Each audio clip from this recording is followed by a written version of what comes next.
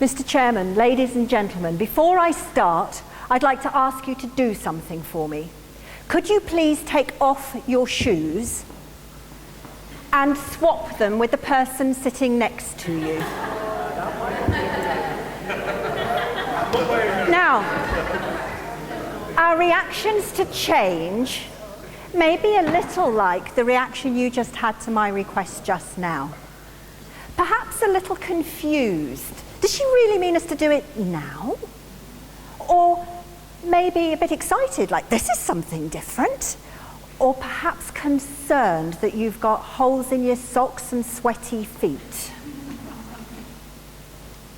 When thinking about tonight's topic, everything needs to change so that everything can stay the same, I was reminded of a quote from Confucius.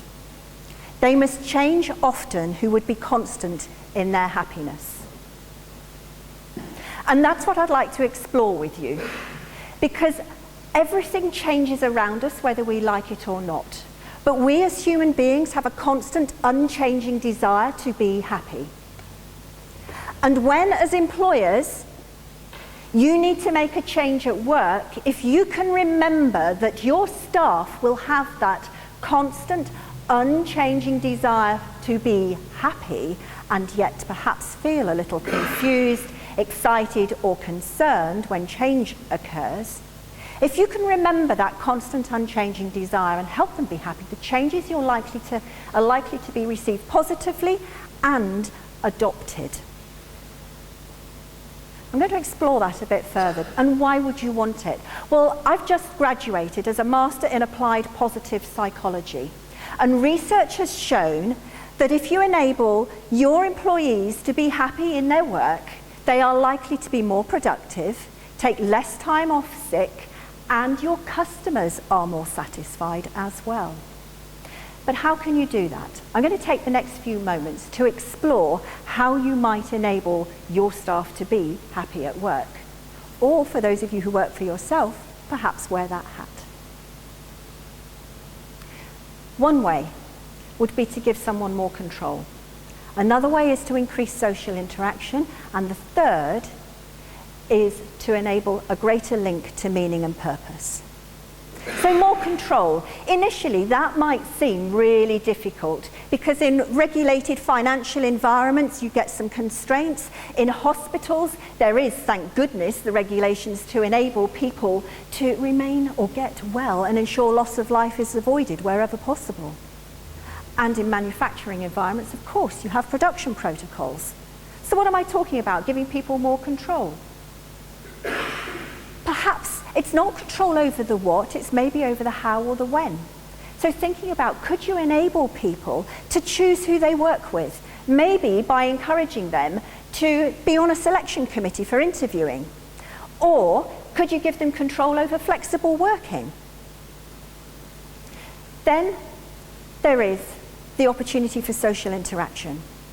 It often gets lost, but it's so integral to someone's happiness. So much so that Google even ensure there's a certain amount of queuing time at the cafeteria so their staff talk to each other. And you must all recognise the benefits of the water cooler moments and the photocopier conversations. So where could you increase social interaction at work? In the 1950s, in British coal mines, a change was implemented where the miners used automated machines. That meant there was no need for them to work in small cohesive groups. But instead of productivity going up, it went down. And the Tavistock Institute observed that in those mines where the small cohesive groups were reintroduced, productivity went up by a massive 25%. And then finally, the last one, meaning and purpose.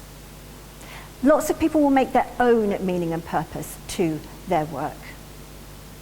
Such as in the fable of the stonemasons, which you may have heard. First one was just chipping away at a rock. The second one was building a wall. The third was building a cathedral. I am very fortunate to have found my meaning and purpose in my work, which is to be an inspiration to others. But not everyone is so lucky. I see so many organisations with very poorly communicated purposes, very misunderstood, muddled meanings. So what could you do? What could you do to enable a greater level of control? What could you do to give greater interaction opportunities? What could you do to provide a stronger link to that meaning and purpose?